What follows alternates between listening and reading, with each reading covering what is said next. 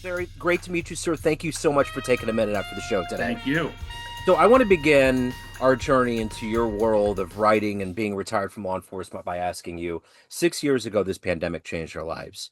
How much of living through that affected this book and the way that you live today?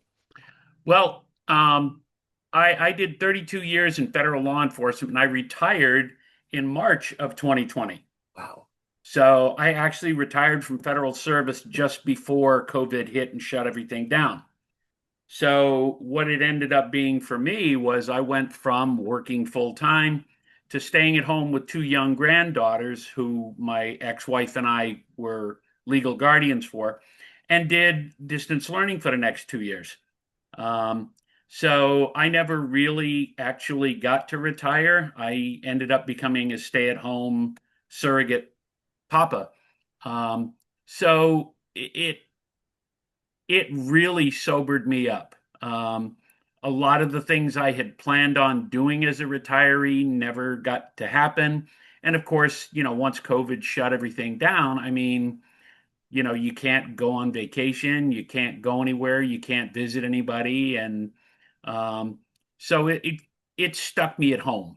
Um, I had been writing since I was a kid, so I had notebooks and loose leaf binders and sheaves of paper filled with notes and stories that I had written over the years. And what I ended up doing was kind of getting more into it. Um, and it pushed me to the point where um, I eventually decided that, you know what, I'm tired of just writing these and putting them aside. I'm going to do something with them. So, um, about a year ago, I got divorced. I'm living alone now. So I got up one morning and said, that's it. I contacted an online publisher, and within a week, my first full length science fiction novel was on the publisher's desk. Wow. So let's peel back the layers to find out how we got here. Um, Take me back to your roots. Where were you born and raised? I was born in Vermont, Okay. but my father was career Navy, so we moved around a lot. We ended up retiring in Newport, Rhode Island, where I went to high school. Um, Out of high school, I joined the Army because I wanted to go jump out of airplanes and do all kinds of crazy stuff back in the early 70s.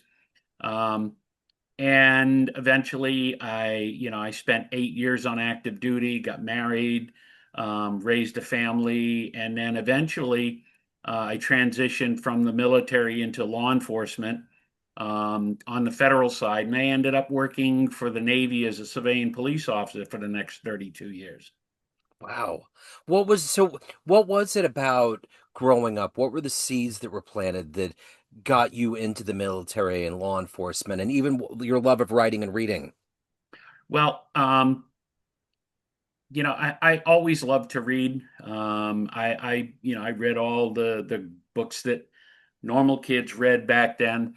But a friend of mine who was an amazing artist. He turned me on to the first of the early Conan paperbacks back in the mid '70s. When it could because all of Robert Irwin Howard's Conan stories were compiled by a couple of fellow writers, and they came out with a 12 book series. And my buddy got me hooked on it, and I just fell in love with it.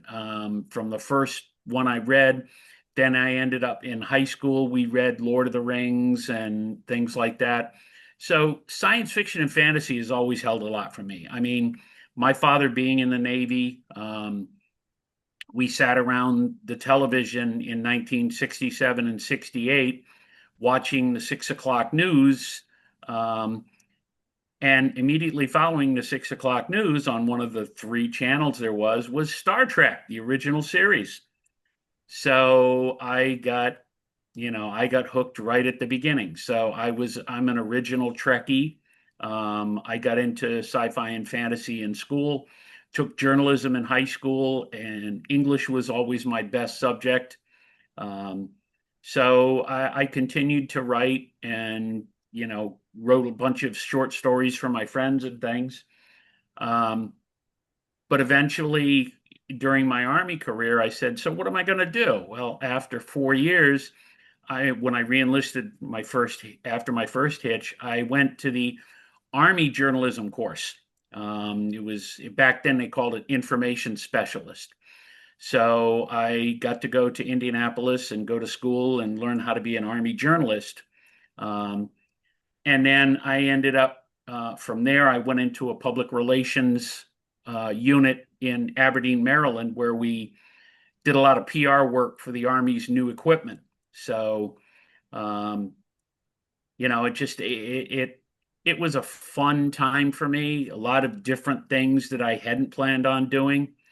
But again, eventually I got bit by the law enforcement bug and ended up leaving active duty. I stayed in the reserve, but I came home to Rhode Island and ended up in law enforcement up there. So when we talk about big sci-fi things like with Star Trek and other things, did Star Wars blow your mind? Was that a big, huge sea Oh change? God, yes. Yeah, When that first came out, it was, I was in Fort Campbell, Kentucky, and saw it on a big screen in a drive-in. Um, and if you've never seen Star Wars on a drive-in theater, it was state of the art back then. So yeah, yeah, it blew my mind. yeah. That was the beginning. So who's been kind of an inspirational force? Who's been a hero, whether literary wise or in general, that's inspired you to be who you are? Um, there have been a couple. I mean, obviously Robert Irwin Howard and his Conan novels were amazing. As far as the way I write, um, Michael Sherrod, the author of The Killer Angels. Um, when I read his, well, when Gettysburg came out, I went and got the book, and the first thing I did was sat down and read it. And his way of telling the story through the eyes of the participants just grabbed me. The minute I picked up that book, I couldn't put it down. So most definitely, he's always, his writing has inspired me. And what I think it is more. It's not just about telling a story, but it's the message behind the story. Um, Even in all three of my books, there's a backstory. Um, my first novel, Dark Star. It's all about the hero. He's a very very heroic type, but he's flawed because of his trauma that he went through as a child. So it's all about how we perceive the hero character. Um, and I love the where the story went. It's my longest book. It took about 15 years to write, so there are some twists and turns that came about over time that I think fit very well. And people that have read the book have just kind of been blown away by it because of the scope. It's a little bit of everything. It's a sci-fi war adventure. There's hero worship, there's spies, there's intrigue, there's you know uh, huge space battles. I mean, it's a little bit of everything, but in the end, it's about the perseverance of the human spirit. After all of this time of writing and wanting to get your books out to the world and have people see it, when you actually got that book in your hands for the first time, what was that adrenaline rush like? I kind of had to just sit there and stare at it for a while because, as I say, this is a 54-year dream. I wanted to write ever since I was in high school. So um, it was the realization of my childhood fantasy. And I think that was the biggest thing. You know, it, Now it's just moving on and, working on other things. I've between interviews and articles and personal contact with people who've read the book, I've actually started a prequel. Um, So my lead character, I'm chronicling his life and how he became who he is. So for people who liked the book and who, want to know more, that's definitely something that was pressed upon me. So yeah, I'm slowly working on that, and um, I'm actually very pleased with where it is. You know, being in law enforcement, you're going to see a lot of dark sides of humanity. It's I'm sure it's not pretty. I'm wondering in your career, having writing on the side, was writing therapeutic? Did that kind of keep you grounded and sane? Honestly, um, I keep a journal. Yeah, So yes, I when I went to Desert Storm, I kept the journal of everything that went on. Um, as a police officer, I always had to keep a notebook. yeah, So, I mean, back in the days when it was a little notebook in your pocket, you wrote everything down. So yeah, writing is very therapeutic for me. It gives me the opportunity to slow my brain down because obviously, we when you're writing, your mind has to slow down to keep up with your hand. So, that's the thing. And it's not so much about, typing it on a computer screen. It's about actually doing it longhand. And, it's very therapeutic. It's taken me through some of the toughest times in my life. Um, so yeah, um, it is very therapeutic. Um, for anybody who is having a hard time, sit down, grab a notebook and a pen, and just write what you're thinking. yeah. You don't have to worry about anybody else reading it. It's your thoughts, your world. Um, So I'm curious, something that's weird, like in an ironic kind of way, is that sci-fi movies and books have always talked about the future and AI. But the weird thing I think about now with worlds that you're creating in your book is AI is starting to mimic that. We're taking that human element out. I mean, there's people that can manufacture songs and all kinds of things through AI. Do you think about that as in what you're doing? Is that uh, you know what? I do, and even in some of the interviews, that people have asked me, who do you see playing your lead character, or how does AI figure in when we mention screenplays and things, and it's a great tool, but I think it can be carried too far. yeah, I um, it's all very well to embellish things with AI, but you can't replace a human with AI. Never. The human mind, it's like, writing. We're getting so far away from writing.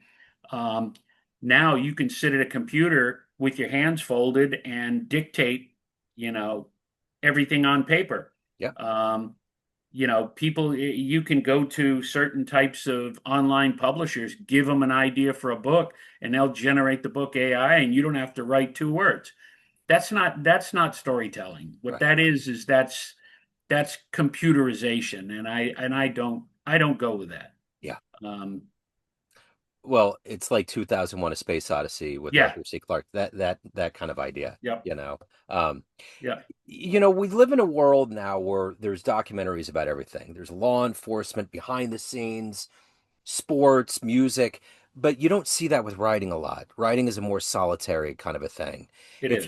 Yep. If you could go back in time and see any writer in their native habitat, like doing their thing, who would you love to have seen writing and doing what they're doing?